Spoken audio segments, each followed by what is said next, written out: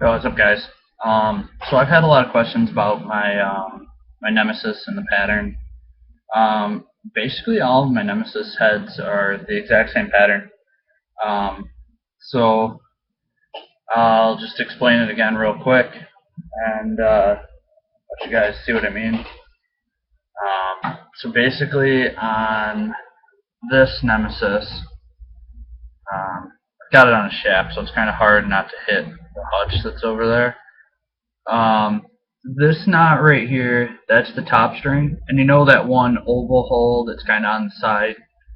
Um, that's just the top string. So I start in technically the second hole with my knot. So I go through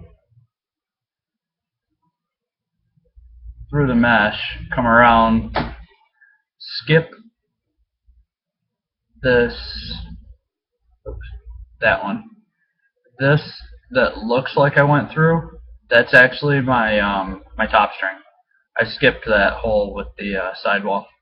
So then I SI here. Then I 1 SI, which I can show you the 1 SI, what it's supposed to look like down lower in the head, because obviously right here the shooters are a little screwy, and you won't be able to properly see it. So it was, because there's such a gap between this hole right here and this hole, I went 1 SI, just to kind of let the mesh come out a little bit. So then there was 1 SI, 1 SI, which I don't know technically if this right here would be a 2 SI because I went through 2 diamond holes, or is that a 1 SI like I always say it is? Let's see how I go through this one, and then I start like I'm going to do a double right there, but instead I SI it. So is that technically a 2 SI or is that a 1 SI? So I call it a 1 SI. And then through this little triplet section here, those are just straight SIs. In a minute I'll show you how to do like the proper SI or interlock, knots, that type of stuff. And then I do another 1 SI after the triple section, 1 SI to like right here, that's 1 SI. And then I just kind of stacked up like 3 diamonds right there. And then that's what helps it kind of get pushed up. But I mean, like I said, this pocket will have some play with the ball. If it hits down here, obviously the ball is going to go down a little bit. But the minute you start cradling, it goes right back up into here, which is going to give you that nice, quick release out of the pocket. So, I mean, it does have some play, but it's what I've gotten used to and what I like over the years. So, basically that pattern was second hole, through the mesh skip, SI, 1 SI, 1 SI, 1 SI, SI, SI, SI, 1 SI, 1 SI, and then 3 diamonds all stacked before the tie. So that should give you this. Do the same thing on both. And I started at almost the very top of the mesh. I don't know if I can get the proper angle. But it's not, you know how you fold over the mesh? It's not that hole where basically the top string goes through. It's the next one down from that. But on 20 diamond, it all kind of ends up, almost bunchy right there because of the shape of the head.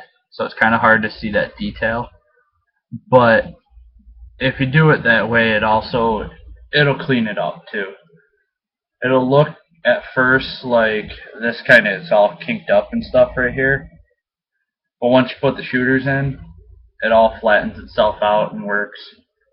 Like as I go down, I'll go basically, I'll show you the back of the head here. What I like to do is I'll do both sides at the same time. Basically, what I'll go down, I'll go to like right here, and then just tie it off to here. Do the same thing on this side, and then I'll go down, do a couple more on this side, tie it off, then do a couple on this side, tie it off, and then just keep working, inching my way down, pushing out the pocket as I go.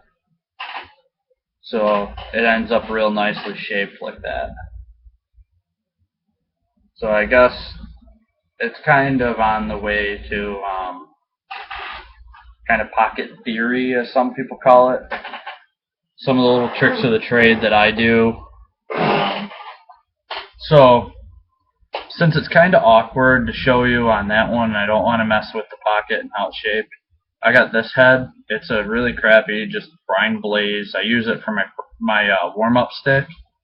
That's why there's like no definition in the pocket. It's a beat-up stick. That's all it is. It holds no purpose. It's just it gets beat up during warm-ups. So basically, what I'm gonna do, as you see on the side, those are SIs. Or at least what I've come to know as an SI. But basically what you do to get that, I'll tighten this one up. As you know, a regular interlock, what you're going to do, and I'm starting to figure out that I should have done this on the other sidewall, is you'll go down through this next hole from the outside, bring it through that hole. So you see I'm tightening that.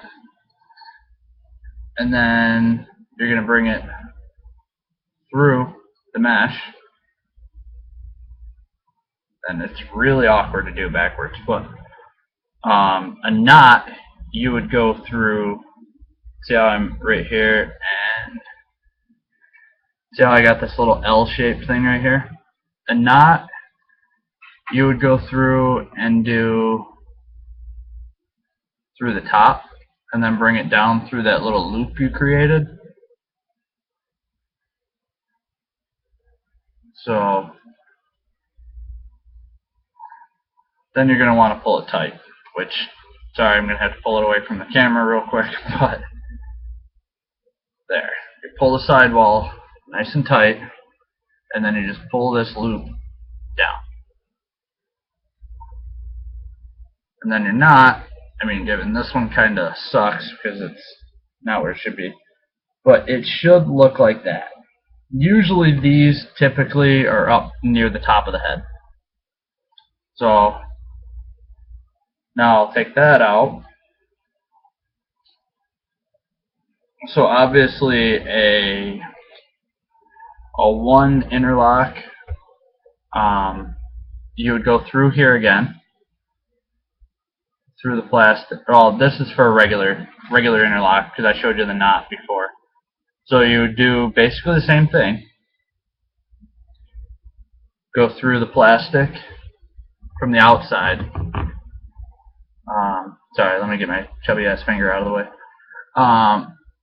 You would go in through the outside, but instead you would go up. The knot, you come down like this. The interlock, you would go up through that loop that you made. So it ends up like that. Pull it nice and tight, and down. See how that makes a nice L? Kind of like that. So now to the singles and all that stuff. Basically, a 1 SI would go, it'd go up through the mesh. That's your 1. And then for the SI portion of the 1 SI, or 1 interlock, you would do what we just did a second ago. So you go through the outside of the mesh, or through the outside of the plastic, bring it around, through your next mesh hole, and then where you got that little L shape, bring it up, and my computer is falling asleep on me. Hopefully you're not. So you go like that. So see, you got the 1 in here. I gotta pull it tighter, but obviously that's for the point. You got your 1 there, and then your I. That's a 1 I. So along the same concept as the 1 I, a 1 SI, you would go through the mesh again, just like that. And then you go through another mesh hole. So you go through there. So you're technically almost making a 2. And then you bring it through here, through the outside of the plastic. Pull it nice and tight. And then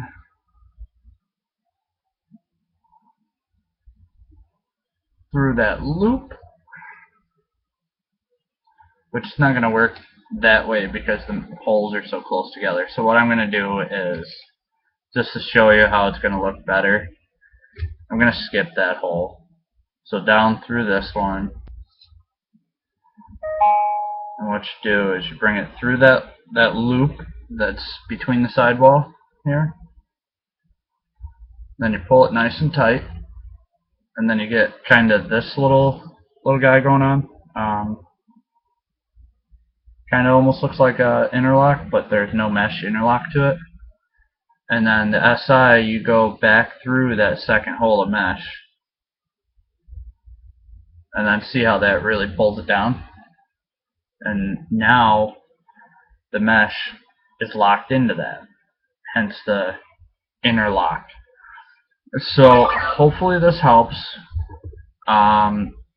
So obviously this is a 1 SI. So obviously a 2 SI, you would go through technically 3 diamonds. Yeah, 3. My cam's a little slower than my motion, so it looks like I went 4 and said 3. But anyway, it's 3 diamonds, and then you just tie it off like that. So again, that was, you go through the top side of the mesh, and then through this sidewall, bring it around, tighten it, just like you're doing a single or a double. And then instead of going on to, like, say this next hole here, you bring it up through that same mesh hole and then pull down. So that's your SI right there. So if I'm wrong on whether this is a 2 SI or a 1 SI that I just did, let me know. Some of the theory type of stringing, I'm still trying to figure it out. Basically, I learned by doing. So a lot of these patterns and all this stuff, I'm still kind of decoding some of them myself. So a lot of the time when I'm stringing stuff or talking about patterns, some of them might not come out as nice as like how mine do, but that could be that my pocket translation could be a little off from what you call the same thing.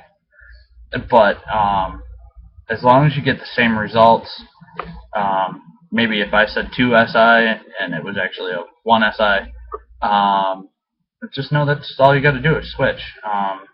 Or maybe I said 2 SI and it meant 3 SI.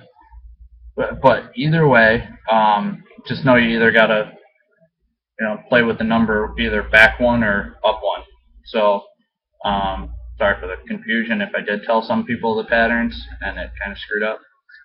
But anyway, aside from that, I hopefully helped you guys in decoding and figuring out some of this stuff. And hopefully you guys like my pattern for the Nemesis. So I will talk to you guys later. And how's the beard look, by the way? I got to trim it up a little bit to make it look a little cleaner. But I'm going to trim this down a little to make it all kind of in one. I'm not going for the full mountain man or homeless guy beard, but I figured I'd switch it up from the usual goatees, just change it up, go beard for a little while. So I guess I'll talk to you guys later.